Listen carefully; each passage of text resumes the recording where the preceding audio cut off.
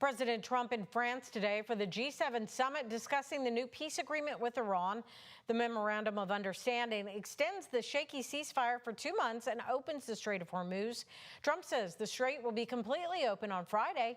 ABC's Karen Travers has more from Geneva, Switzerland.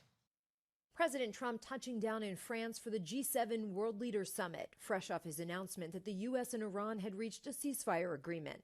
The deal, according to the president, would reopen the Strait of Hormuz and lift the U.S. blockade on Iranian ports, a return to the status quo before the war. The deal's all signed, and the strait is already partially opened. As you know, they're doing a little hunting for a couple of mines that they've already found.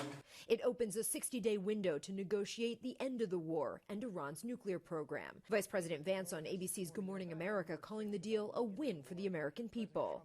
What this deal fundamentally does is it reopens the Straits of Hormuz. The vice president said the deal has been signed digitally, but no text of this framework has been released by the U.S. or Iran. But according to a senior administration official, this initial agreement leads to the dismantling of the Iranian nuclear program, leads to the United States destroying and removing enriched uranium from Iran, calls for inspections to ensure a long-term commitment and that it's long-term enforceable, and Iran gets rewarded economically only if they meet the obligations under the deal.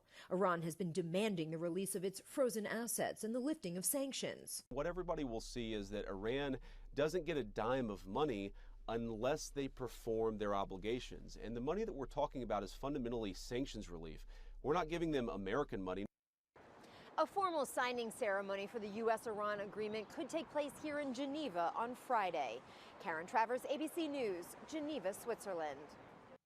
As the war continues to impact gas prices, analysts are closely monitoring how quickly oil tankers move through the Strait of Hormuz.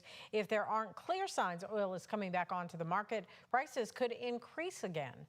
Well, as we mentioned earlier, we caught up with Kentucky Senator Rand Paul in Louisville today. We asked him also about this deal and his support behind it, and he said the sooner it's done, the better. Well, I'm hopeful that it goes through. I think if we can get to peace, it's obviously better than war. One of the discussions here is fuel prices and how they affect, trucking companies, airline companies. And so the sooner we can get back to certainty, open the Strait of Hormuz, the sooner we can get back to peace, I think is better. Meanwhile, President Trump suggested he will not attend a formal signing ceremony on Friday in Switzerland, but today said it had already been virtually signed by himself and Vice President J.D. Vance.